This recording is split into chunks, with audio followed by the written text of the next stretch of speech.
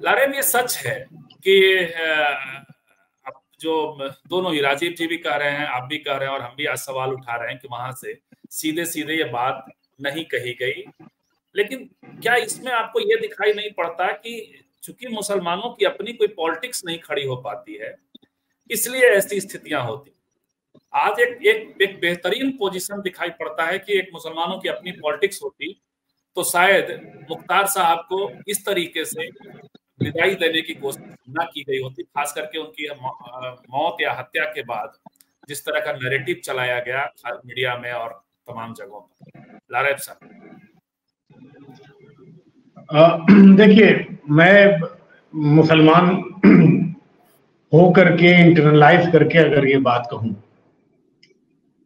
तो बाकी लोग जो अपना पॉलिटिकल नजरिया रख रहे हैं, चाहे अभी राजीव भाई ने कहा, उसमें भी कई सारी बातों में मैं इत्तेफाक नहीं करूंगा, क्योंकि मुसलमान अभी और छला जाएगा।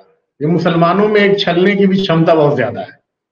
आजादी के बाद आज तक मुसलमानों ने ना मुस्लिम लीग को अपनी पार्टी मानी और ना ही कोई भी सांप्रदायिक या चरमपंथी या मुसलमानों का फंडामेंटलिज्म की बात करने वाले किसी भी पार्टी के नेता को अपना कायद नहीं माना, ना उसको अपनी रहनुमाई सौंपी। चाहे उदाहरण के तौर पर देश भर में घूम रहे हो, वैसी साहब को भी आज ऐसा नहीं है कि 10 सीट भी उनको प्राप्त हो गया हो, लड़ा तो रहे हर जगह पर। ठीक है, मुसलमान की गलती ये नहीं है कि वो भरोसा क्यों कर रहा। क्या आप इसको गलत मानेंगे? बिहार के अंदर अगर मुसलमान राष्ट्रीय जनता दल पर भरोसा करता है, देश में कांग्रेस पर भरोसा करता है और उत्तर प्रदेश में बसपा और सपा पर भरोसा करता है, तो ये उसकी गलती किस तरीके से कोई कह सकता है या उसको गलती के रूप में हम कैसे देख सकते हैं? ये एक अपने आप में सवाल है, बहुत ही अलग सा सवाल है। निश्चित तौर पर मुसलमान एक बार छला जाना निर्दोष बात हो सकती है, लेकिन बार बार छला जाना तो मूर्खता होगी। यदि अखिलेश यादव आप ही के साथ नहीं तो बार बार नहीं छला जा रहा। आप गौर से देखिए, आप माफी चाहूंगा, मैं उसी बात पे आ रहा हूँ। आप अगर गौर से देखें तो बार बार नहीं छला जा रहा है। आज जो है बिहार के अंदर में भी हालत ठीक नहीं है, इनका भी सांस लेने में प्रॉब्लम होने लगी है, दौड़ रहे हैं, भाग रहे हैं। आज उत्तर प्रदेश के अंदर में भी इनकी हालत ठीक नहीं है, लेकिन जो अपीजमेंट की पॉलिटिक्स है, जो ये चाहते हैं कि नहीं इनको ये भी मिले और वो भी मिले और मुसलमानों का कोई कीमत नहीं है, मुसलमानों को वही सब धान 22 पसेरी वाला हिसाब है। आज आजम खान साहब जेल में है, इरफान सोलंकी जेल में है, वहां से नाहिद हसन जेल में है, कैराना वाले तमाम लोग जितने चुन चुन करके मुसलमानों को जेल में डाला जा रहा है, कोई संभावनाएं नहीं बचे कि उसका कोई नेतृत्व खड़ा हो, कोई लीडरशिप खड़ा हो। अगर कोई स्टूडेंट लीडर भी खड़ा होता है तो उमर खालिद बना करके उसको जेल में सड़ा दिया जाता है। इस देश में आप क्या उम्मीद कर रहे हैं? सेकुलर डेमोक्रेटिक पॉलिटिक्स मुसलमान नहीं कर सकता है और अपने साथ तो बिल्कुल नहीं कर सकता, क्योंकि उधर से भी मारे जाएंगे और इधर से भी मारे जाएंगे। आज हम जिसको खड़ा होकर के, मैं ये साफ बात कह रहा हूं, बहुत ईमानदारी से, रमजान के महीने में झूठ नहीं बोलता मुसलमान। कोई भी यादव परिवार लोकसभा और विधानसभा जाने की औकात इस देश में नहीं रखता है मुसलमानों के बिना। मुसलमानों के कंधे चढ़कर ये पार्लियामेंट गए और ये सत्ता न्याय, मुख्यमंत्री और रक्षा मंत्री और रेलवे मंत्री और तमाम मंत्री बने, लेकिन मुसलमानों के प्रति इनके पास एक शब्द बोलने को भी नहीं है।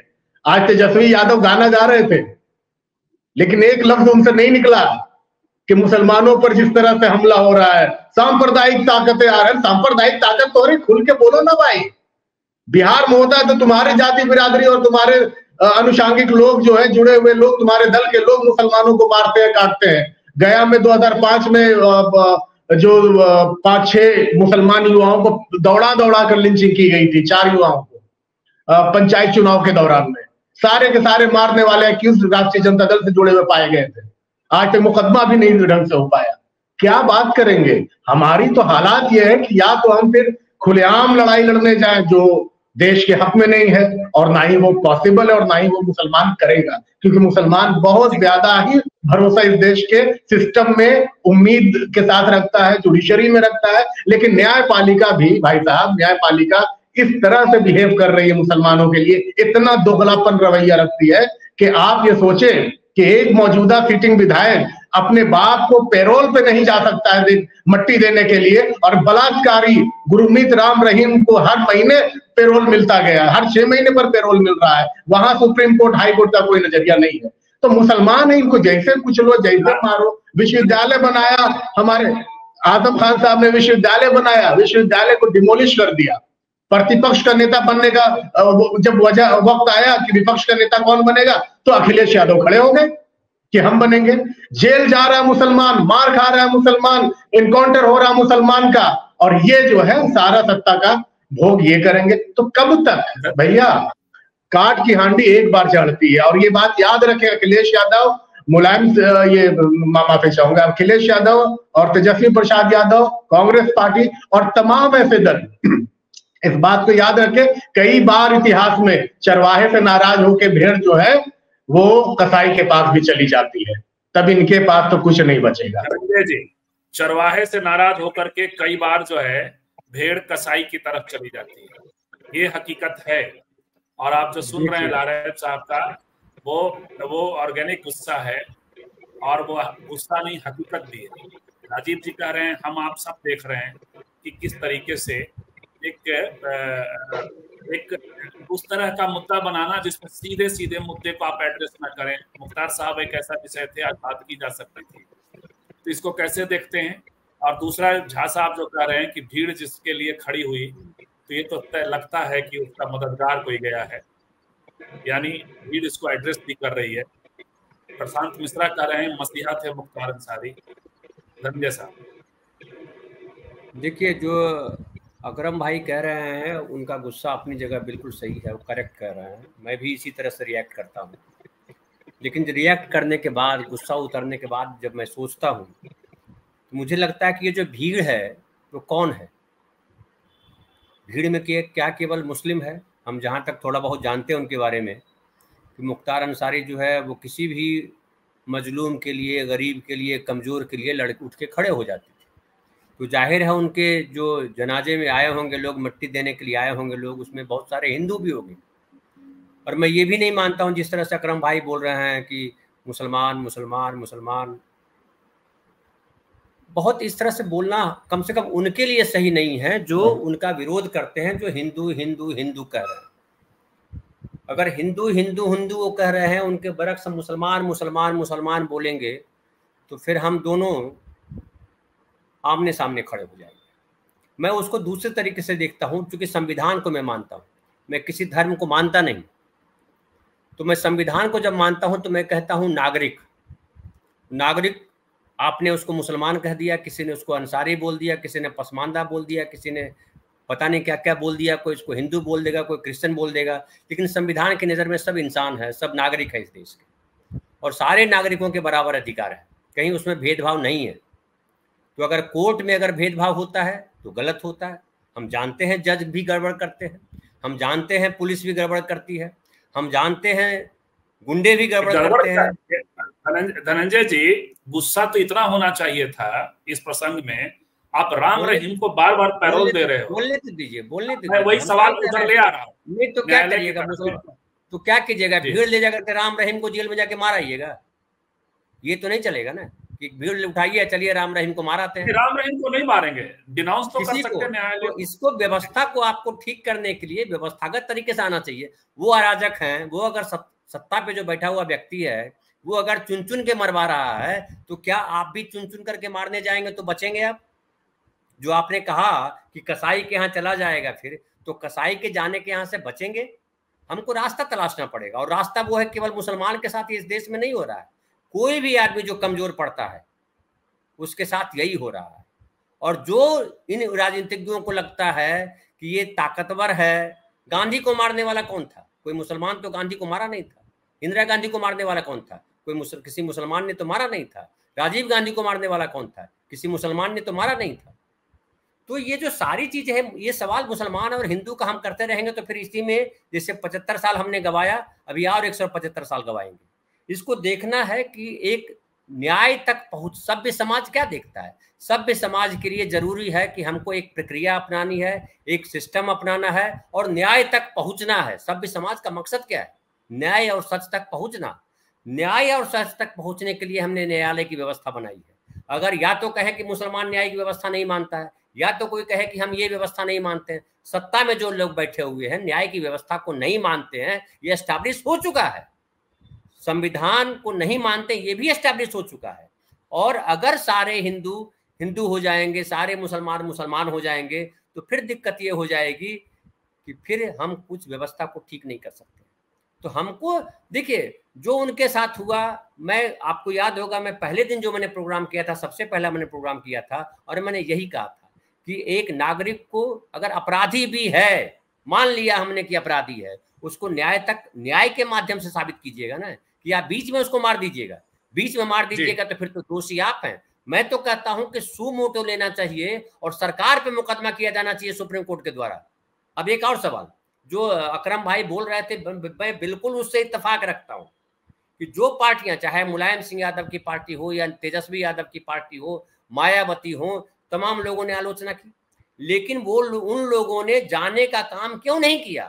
क्यों उनको डर लगता है कि अगर जाएंगे तो हमको अपीजमेंट वाले सेक्शन में हम खड़े कर दिए जाएंगे और हिंदू वोट हमको नहीं मिलेगा? क्या सारे हिंदू बीजेपी के वोटर हैं? ये मानते हैं आप? मैं नहीं मानता हूं, मैंने तो वोट नहीं दिया। तो ढेर सारे हिंदू हैं जो बीजेपी को वोट नहीं देते, ढेर सारे हिंदू हैं जो कह रहे हैं कि जो हुआ वो गलत हुआ। तो हमको उस नागरिक के ख्याल से देखना पड़ेगा, और वो चाहे मुख्तार अंसारी के साथ हो, एक मिनट, चाहे मुख्तार अंसारी के साथ हो, चाहे एक गुप्ता मार दिया गया था वो हो, चाहे कोई और कहीं काट दिया गया हो वो हो, तमाम देखते जरूर हैं। अभी एक देखिए, एक मामला हुआ जहां दो बच्चे को एक मुस्लिम युवक ने जाकर के काट दिया गले, तो हल्ला हुआ, मुसलमान ने काट दिया। वही राजस्थान आप जाइए तो एक अपनी गर्लफ्रेंड को एक आदमी ने, जो 6 बच्चों का बाप था, उसने गर्दन काट दी, उस पर किसी ने नहीं कहा कि हिंदू ने काट दिया। तो ये हमको समझना पड़ेगा कि आप हिंदू मुसलमान करना है या हमको करना है नागरिकों की बात करनी है। हर नागरिक की जान उतनी ही महत्वपूर्ण है जितनी प्रधानमंत्री की जान है। तो हमको उस मुद्दे पे आकर के बात करना पड़ेगा, नहीं तो हम उलझते रह जाएंगे। और बिल्कुल सही है कि इन राजनेताओं को जाना चाहिए था और कहना चाहिए था कि ये सांसद रहा, इसका इतना बड़ा बैकग्राउंड है। और मैं ये भी सवाल उठता हूं कि कोई आदमी गुंडा क्यों बन जाता है, इस पे विचार करने के लिए चाहिए, हमें विचार करना होगा हमारे समाज को। और संसद तो इनको श्रद्धांजलि देगी ना, ये तो बड़ा सवाल है। लारा, अब आपकी और आखिरी टिप्पणी के लिए आएंगे, अंतिम टिप्पणी आपसे ही, क्लोजिंग टिप्पणी आपसे ही लेंगे। तो पहले अभी राजीव जी से समझते हैं कि ये बात तो सही है, और जो लारा साहब कह रहे हैं कि गडेरिये के गुस्से में भेड़ जो है कसाई के पास भी चली जाती है, तो ऐसा आपको पॉलिटिकली दिखाई पड़ता है क्या? ये जो अपने को बचा कर चलने का जो एक डरा हुआ जो विपक्ष है, ये जो डरा हुआ सेकुलर और सोशल जस्टिस के लोग हैं, उनको ये खतरा महसूस नहीं होता क्या? या मुसलमानों को वो फॉर ग्रांटेड लेते हैं? एक बात। और दूसरी बात राजीव जी, कि हिंदू हिंदू कहना एक, मुसलमान कहता हुआ यदि कोई व्यक्ति आता है तो दूसरा प्रसंग होगा, वो तो अल्पसंख्यकों का अपना एक वॉइस होगा। वैसे ही जैसे कोई ब्राह्मण क्षत्रिय सवर्ण करता हुआ है और कोई प्रताड़ित समुदाय का व्यक्ति है, तो दोनों का फर्क होता है राजीव जी, दोनों सवालों में। ये देखिए, मुझे लगता है कि जो मुस्लिम समाज का जो सवाल है कि वो उसको इतना प्रताड़ित किया जाएगा कि वो कसाई के यहाँ भी जा सकता है, मुझे लगता है कि देखिए, एक तो ये है कि जो निचले स्तर पे जो बहुत सारा जो लोगों को अगर प्रताड़ना होती है, आज देखिए बहुत सारा मुसलमान कि अपने रहनुमाओं के गुस्सा में, अपने गरेड़िये के गुस्सा में भेड़ कसाई के, वो कह रहे हैं। हाँ, नहीं, वही मैं कह रहा हूँ कि मैंने कि ये कि मुझे जो लगता है कि मुस्लिम सोसाइटी इस बात को समझती है, और मुसलमान मुझे लगता है सबसे पॉलिटिकल वोटर है, जो संविधान, लोकतंत्र और उसको समझ में है कि जैसे दलितों में एक बड़ा खेमा है, इसको समझता है कि उसके बगैर वो नहीं रह सकता है, और सेकुलरिज्म इसके लिए बहुत बड़ा क्वेश्चन है। क्योंकि मैंने इसको अपने चुनाव में खुद, मैं पिछली बार चुनाव लड़ा, मैंने देखा, जबकि मेरा बहुत काम जो है सांप्रदायिकता के सवाल पे ही रहा है, लेकिन मैंने चुनाव में देखा कि जब चुनाव था तो तमाम इस तरह के जो लोगों के लिए हमने सवाल उठाए, जिन लोगों के साथ खड़े हुए, वो चुनाव में हमारे साथ नहीं खड़े हुए, क्योंकि उनको लगा कि नहीं, इस दौर में जो बीजेपी के खिलाफ जो है समाजवादी पार्टी जो है लड़ रही है वो जीत सकती है, और उसका जीतना संविधान और लोकतंत्र को बचाना है। और एक मुझे लगता है कि एक कुछ हमारे दिमाग में जो है संविधान और लोकतंत्र को बचाने के लिए जो वोटिंग करने का एक इतना बड़ा दबाव बना दिया जाता है, उसमें भी एक सवाल होता है। तो मुझे लगता है कि उसके दबाव में रहता है। लेकिन एक चीज ये है कि जैसे कि पहले अभी जो बीजेपी जैसे बढ़ी है, लेकिन बीच में बीजेपी नहीं थी जब कांग्रेस ने इस तरह का बहुत बड़ा बाटला, उसके दौर में जो पूरा अत्याचार हुए थे, उस दौर में कई मुस्लिम राजनीतिक प्रयोग हुए।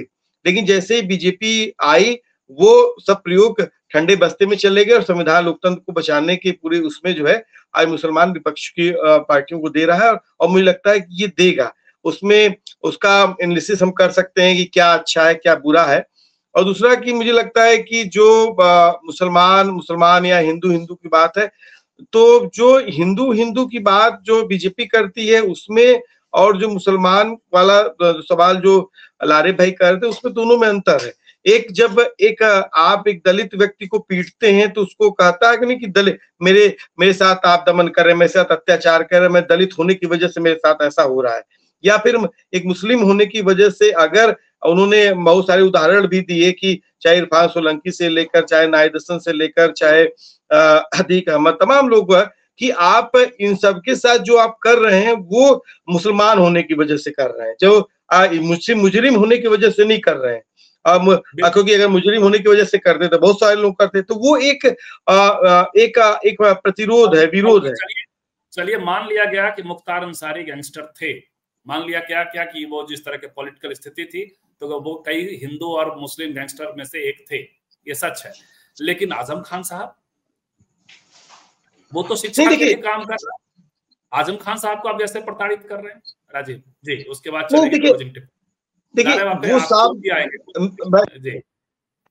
मैंने उसमें कहा कि साफ तौर पर ये पॉलिटिकल कॉन्स्पिरेसी है, ये राजनीतिक हत्या है, और एक राजनीतिक व्यक्ति जो है द्वारा जो है राजनीतिक पार्टी द्वारा जो है अपने विरोधियों को ठिकाने लगाया जा रहा है, लगातार लगाया जा रहा है, जिसमें जो विपक्ष है वो डरा सहमा है, खुद भी डर रहा है। ये बच्चा बताइए कि ये लोग खुद बुलडोजर से डरते हैं। हम लोग आंदोलन करते हैं ना, हम देख रहे हैं ना कि जब हम आंदोलन करते हैं तो हमारे घर पे जो है लेखपाल कानून गो और मजिस्ट्रेट चले आते हैं। आज सामान्य तौर पर जो है जो एक्टिविस्ट हैं उनसे आई भी नहीं बल्कि एजेंसियां पूछती हैं।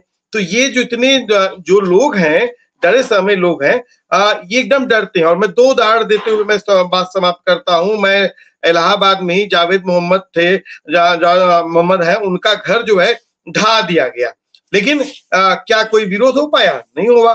लेकिन जब उसी पैटर्न पर जब इन्होंने देवरिया में प्रेमचंद्र यादव के घर को ढाने की कोशिश किया, और वहां पर अखिलेश यादव नहीं गए, लंबे समय तक नहीं गए, और वहां पर हम लोग बड़े पैमाने पे जब पहुंचे और वक्त मिला, और वहां पर ये लोग ये गवर्नमेंट ढाना चाहती थी, लेकिन बैक फुट पे आई। बाद में अखिलेश जी भी उसमें गए थे।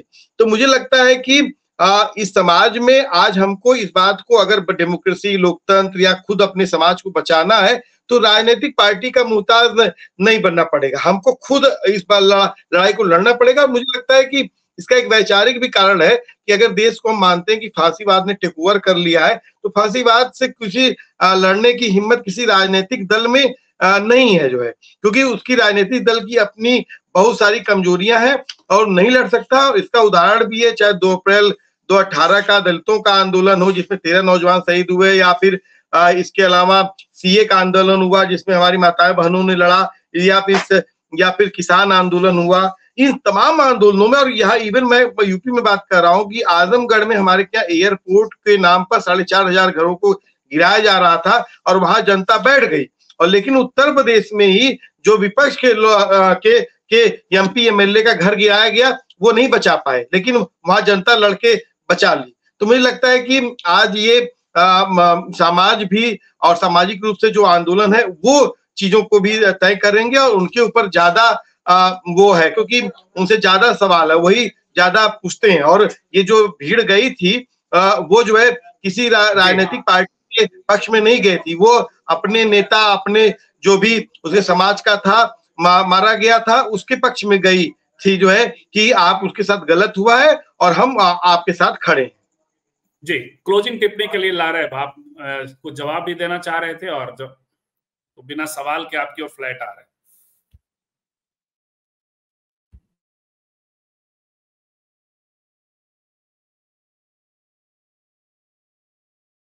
आपने वॉइस बंद किया लारे भाई, अनम्यूट कर लें, अनम्यूट कर लीजिए।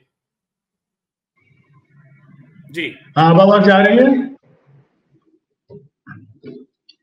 जी नहीं, मैं बहुत अभी जैसा राजीव भाई बोल रहे थे, मैं यहीं से एक बात को जवाब देते हुए धनंजय भाई से एक बात कहना चाहूंगा कि राजीव भाई को मैं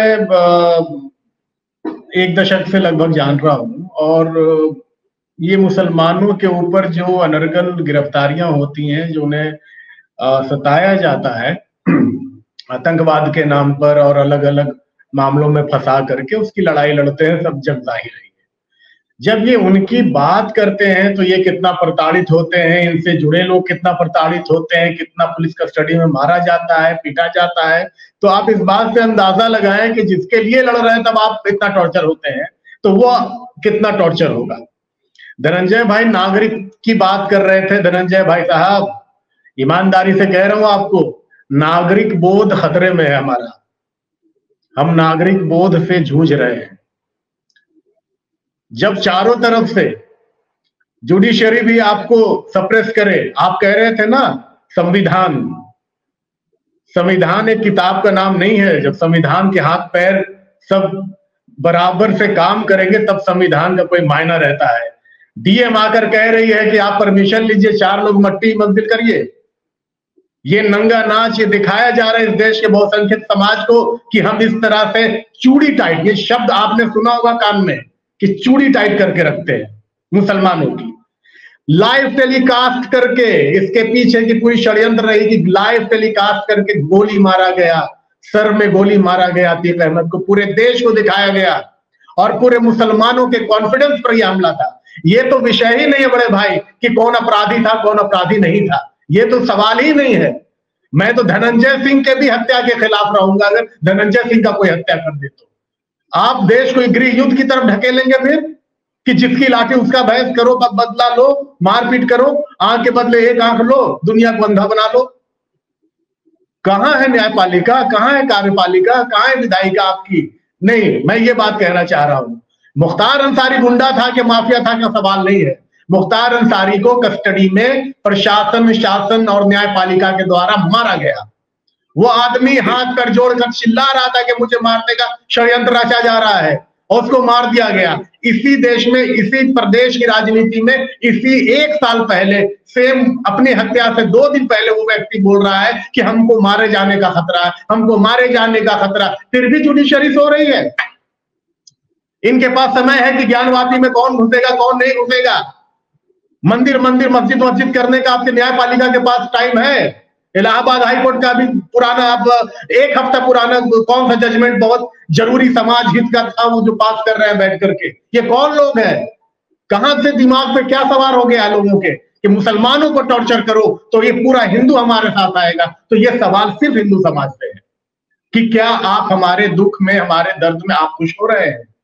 यदि हो रहे हैं तो खुल के कहिए, फिर हम भी जीना सीखेंगे इसी हालात में, रास्ता कुछ निकलेगा, मर के जिएंगे। एक बात अगर जब खत्म करने को कहेंगे तो मैं एक लाइन आपको सुनाना चाहूंगा। मैं अभी 2 दिन से बड़ा कुछ दिमाग में चल रहा था तो मैंने कुछ लिखा। तो सवाल ये नहीं है कि कौन अपराधी था कौन अपराधी नहीं था, बिल्कुल ये सवाल नहीं है। कोरोना के नाम पे शहाबुद्दीन को मारा, पूरी दुनिया जानती है भाई साहब। कोरोना के नाम पर और कोई उग्रवादी आतंकवादी कोई नहीं मरा।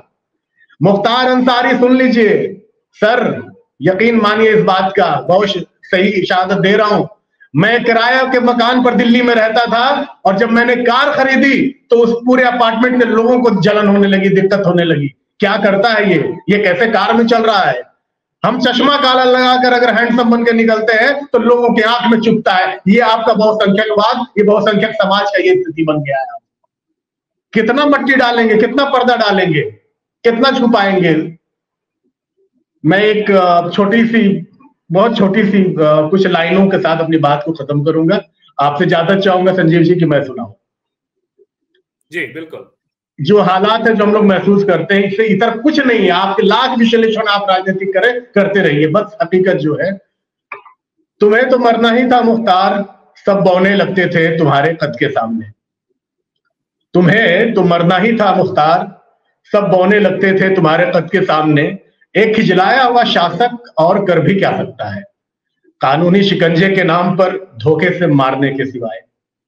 हाँ, जैसे मारा था शहाबुद्दीन को, जैसे अशरफ को और अतीक को, और न जाने कितनों को। दुख तुम्हारे मौत से कहीं ज्यादा तुम्हारे मारे जाने की वजह का है। हाँ, वही वजह, तुम्हारा मुसलमान होना। शुक्रिया ये बहुत।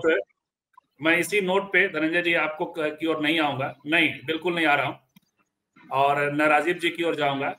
मैं इसी नोट पे छोड़कर जाऊंगा कि जो नागरिकता है, मैं इसी पर छोड़ के जा रहा हूं सर। एक मिनट, नहीं, एक लाइन बोलने दीजिए। मैं फिर से दोहरा रहा हूं, हम यहाँ 4 लोग हैं, 4 में 3 हिंदू हैं, है ना? नहीं, एक और थे, तो 5 में 3 थे। इरफान नहीं, कोई नहीं, अभी जो दिख रहे हैं। तो अकरम भाई, आप यकीन जानिए कि जितना पीड़ित आप हैं उतना दूसरे भी हैं। दलित भी पीड़ित हैं, सवर्ण भी पीड़ित है, मैं ये भी मानता हूँ, क्योंकि जो व्यवस्था है उस व्यवस्था में हम सब पीड़ित हैं। और ये व्यवस्था को ठीक करने की जिम्मेदारी किसी एक व्यक्ति की नहीं है, किसी एक कौम की नहीं है, सबकी जिम्मेदारी है। और जो व्यवस्था बनी हुई है उसमें हम सब भागीदार हैं। और हम अपनी जाति के गुंडे को हम मसीहा मान लें, आप अपनी जाति के गुंडे को मसीहा मान लीजिए, वो अपने धर्म के गुंडे को मसीहा मान ले, ये है। लेकिन बहुसंख्य समाज, वो चाहे मुस्लिम हो या हिंदू हो या कोई समाज हो, जो नहीं मानता है, कोई समाज नहीं मानता है। जो गुंडा होता है वो अपने घर में भी मारपीट कर लेता है, अपने बाप को मार देता है, लेकिन एक सभ्य आदमी दूसरे की भी हिफाजत करता है। तो हमको ये समझना बहुत जरूरी है। आक्रोश अपनी जगह है, हमें भी आक्रोश हो सकता है, किसी को आक्रोश है, लेकिन बहुत लोग मारे जाते हैं, रोज मारे जाते हैं। मैं आपको एक और बता दूं, एक कंपनी सेक्रेटरी हुआ करता था, इसी नरेंद्र मोदी की सरकार में 4 लोगों ने आत्महत्या कर ली। कंपनी मतलब वो सेक्रेटरी IAS ऑफिसर था दिल्ली में, आपने सुना होगा। 4 ने आत्महत्या कर ली, उसकी पत्नी, उसका खुद, उसका बेटा, उसकी बेटी। याद है वो कौन थे? वो हिंदू थे, मार दिए गए। क्यों मार दिए गए? क्यों मरना पड़ा, आत्महत्या करनी पड़ी? कोई गुंडा नहीं था वो कि कौन उसके लिए लड़ने आया। तो ऐसी कई घटनाएं हैं, उदाहरण देने बैठेंगे तो बहुत लंबा हो जाएगा। लेकिन इसको कोई भी व्यक्ति, मैं तो सबसे निवेदन करता हूँ, इनको हिंदू मुसलमान पॉलिटिशियन के लिए रहने दीजिए। बाकी हिंदू मुसलमान नहीं है, बाकी नागरिकों का संघर्ष है, और हमको संविधान में लड़ना है, संवैधानिक तरीके से लड़ना है। ये बातचीत 1 घंटे की लगभग हो गई है धनंजय जी। मैं चाहता था कि लारेव जी के ही नोट पर छोड़ जाऊं, ताकि जो लोग वीडियो देखें वो इसको समझें। बहुत होशो आवाज में उन्होंने कहा कि हमारी नागरिकता का ही संकट है, हम उसी से घिरे हुए हैं। मानसिक रूप से आज मुसलमान इस पर बेचैन है, इस बेचैनी को समझना चाहिए। मैं सिर्फ आज मुसलमान की बात करूंगा, मैं आज दलित शब्द भी नहीं जोड़ूंगा, जबकि बेचैन दलित भी है। और यदि बेचैन है तो मैं अक्सर जो कहता हूं कि इस सदी का सबसे बड़ा नागरिकता की क्लेमिंग करता हुआ शाहीन बाग आंदोलन को कैसे बदनाम और बर्बाद किया गया, तो वो कह भी नहीं सकता, वो कर भी नहीं सकता, वो बोल भी नहीं सकता। मैं फिर एक बात कहूंगा अंतिम तौर पे कि जरूर गैंगस्टर थे, जरूर उन पे क्रिमिनल चार्जेस थे, लेकिन 5 बार का विधायक भी गया है, 1 बार का सांसद भी गया है, नेता गया है, एक पॉलिटिकल फैमिली से कोई गया है। आप सबको बहुत बहुत धन्यवाद। कल फिर मिलते हैं 8 बजे किसी अन्य मुद्दे पे। लारेव साहब आप जुड़े, राजीव जी आप जुड़े, धनंजय जी आप जुड़े, और हमारे